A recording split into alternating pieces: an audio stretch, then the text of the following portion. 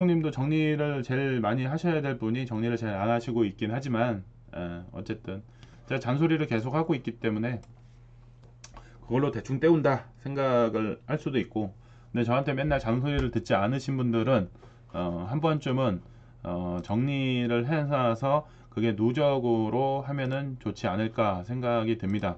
예. 좀 전에 뭐 얘기한 것처럼 지금 봐보면은 김대리님하고 벌써 우리가 18년, 19년 뭐 이렇게 지나오는 과정 속에서 제가 그 얘기한 것들 지금 봐보면은 팔 거 팔아라. 계속 그 많은 얘기들을 했었어요. 이거는 좀 어느 정도 수익 났으니까 팔아라. 뭐 화명동 얘기 계속 했었지만은 화명동의 플러스 P 1억이 됐었을 때 그냥 수익 실현하고 나와라. 집 저기 갈 때까지 하지 않는 게 좋겠다. 화명동이 그렇게 몰리는 지역은 아니다. 화명동 하니까 지금 어딘지 모르시는데 그 부산 화명동 얘기하는 겁니다. 부산 그 학원가 1등 지역. 그래서 이제 그때도 이제 수익 실현을 해야 내 돈이 된다라고 얘기를 했었는데, 어쨌든 P 1억이 됐을 때까지만 해도 그렇게 이제 그 분양권 중가가 아니었어요. 예, 분양권 중가가 아니었고 그 수익을 걷어가는 게 낫었고, 왜냐 변화 변동이 계속 생기니까 향후에 그 정부 정책은 예고를 하면서 움직여요. 예고를. 지금 제가 이 얘기를 왜 하냐면 둔촌주공을 얘기를 하려고 이 얘기를 해드리는 건데, 이미 예고가 돼 있어요. 불안전 거래라는 사실을 알고 있음에도 자꾸 지금의 상황에 왔을 때 정부 욕을 하는데, 자, 윤석열 정부도 이재명이도 모두 다 좋아하진 않습니다. 근데 윤석열 정부를 믿고 했다. 나는 잘못 없다. 제일 재수없는 놈이에요. 아니, 성렬이 형이 언제 너보러 투자하라 그랬냐? 그런 적 없습니다. 근데 이제 본인이 알아서 투자해 놓고 실거주 의무 폐지된다고 나는 믿고 했는데 이렇게 될 줄 몰랐다. 말이 안 되는 거죠. 분양권 투자를 하는데 자기가 잔금 납부를 할 생각을 하고 하던 건데 갭 투자하려고 들어간 거잖아요. 갭 투자하려고. 갭 투자가 저는 나쁘다고 생각하진 않습니다. 그것도 투자의 방법 중에 하나인데, 근데 갭 투자하는 것까지 다 좋은데 전세 세입자가 나간다고 했을 때 그 대안이 있어야죠. 대안 없이 갭 투자하는 거는 정말 투기입니다. 투기. 전세 보증금 내달라고 하는데 내줄 수가 있어야죠. 근데 그게 아닌 거잖아요. 지금도 이것도 내가 잔금을 전세 세입자한테 떠넘기겠다는 거잖아요.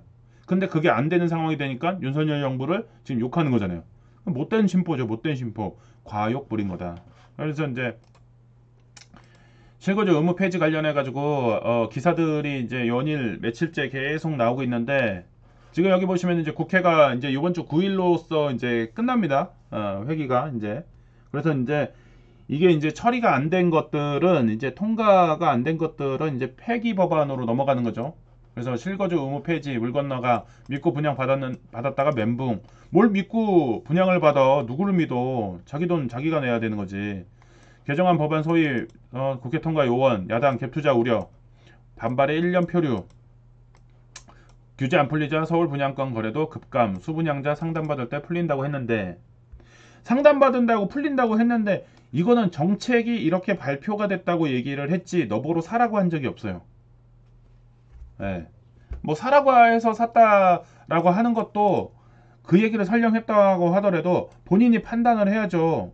이게 실거주 의무는 국회에서 통과되는 사안인데, 전매 제한은 대통령이 풀어준다고 하더라도 실거주 의무는 국회가 통과돼야 되네. 근데 여야가 대치하고 있는 상황이네. 이거 안 되면은 멍멍이 될 수 있겠다. 이 상황을 생각을 했으면 하지를 말았어야죠. 근데 이거 하면은 둔촌주공이 분양가가 13억이니까 이게 17억 갈 거고 20억 갈 거고, 그렇게 돼서 전세를 13억에는 맞출 수 있을 것 같고, 이렇게 돼서 돈을 벌겠다.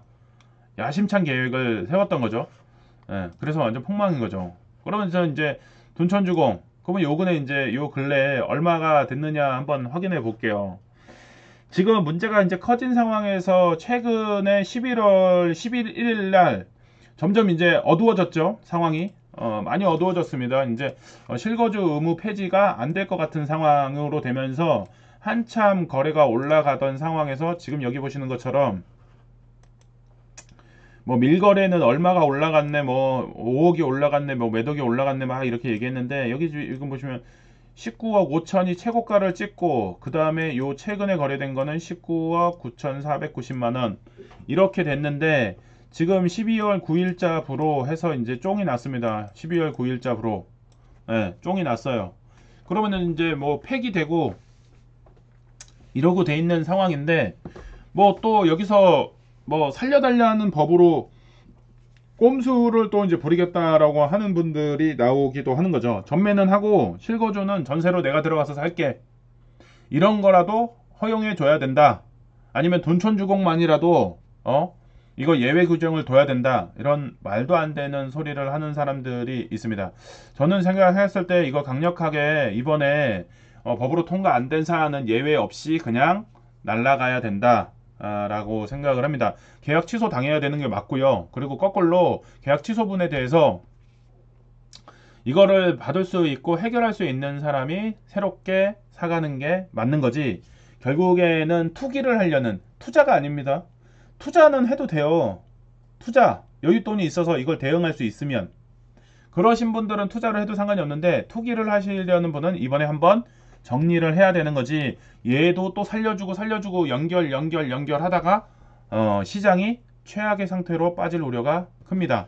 그래서 이번에 완전 박살내는 게 저는 맞다고 봅니다. 박살내야 됩니다. 그래서 이제 계약 취소분 나오고 새로운 줍줍이 다시 나오고 줍줍에서 살 수 있는 사람들이 다시 또 나오는 상황, 이런 상황이 더 바람직한 상황이 되겠다 라는 생각이 듭니다. 그리고 이제 또 하나 이제 생각해 볼 것 중에 하나가 살려줄 수 있는 방법이라고 이제 둔촌주공 이렇게 된 거 살려줄 수 있는 방법 하나가 있죠. 어떻게? 국회의원 선거를 잘 하시면 됩니다. 예, 국회의원 선거를 잘 하셔서 어쨌든 선거 끝나고 다시 법안이 올라가서 이게 해결이 돼서 어느 게 더 이제 합리적인 방법으로 해결이 될 것인지 고민을 할 수 있게 해주고, 예외 규정을 만든다고 한다고 했을 때 그게 바람직할까에 대한 고민도 좀 크고요. 그리고 이거 이 상태로 이 불덩어리들 계속 폭탄 돌리기 하는 게 맞을까? 라고 생각을 해봤을 때 적절하지는 않는데, 이 부분에 대해서 페널티는 부과를 하면서 예외사항은 만들어주는 게 좋지 않을까. 그리고 뭐 이 민원이 심각하기 때문에 임시국회라도 열어서 뭔가 해결해 줄 수도 있지 않을까라는 또 신락 같은 기대도 걸어볼 수 있지 않을까. 그래서 정리해서 생각해 보면 예외 규정을 좀 페널티 있게 하더라도 한다, 내지는 임시국회를 한다, 내년까지 해가지고, 지금 보면은 새롭게 이제 그 회기가 내년에 새로운 국회의원들 뽑잖아요. 회기가 시작이 되면은 그때 이제 다시 다시 안건을 통과시키는 방법을 전략을 세우든가 이렇게 하는 것도 방법일 수도 있을 것 같습니다. 그래서 이 부분들에 대해서 지금 둔촌주공 문제가 심각합니다. 근데 이제 둔촌주공을 바라보면서 한 가지 생각하셔야 될 거, 내가 감당할 수 없는 투자 하지 만다, 욕심 부리지 않는다, 그리고 적당하게 먹었으면 욕심내리고 수익화한다. 이게 둔촌주공을 바라보면서 생각해 볼 투자입니다. 또 이거 살려줬으니까는 또 한번 무리수 두면서 또 한번 걸어야지. 그러다가 1, 2, 3 세 방 맞으면 진짜 인생 끝납니다.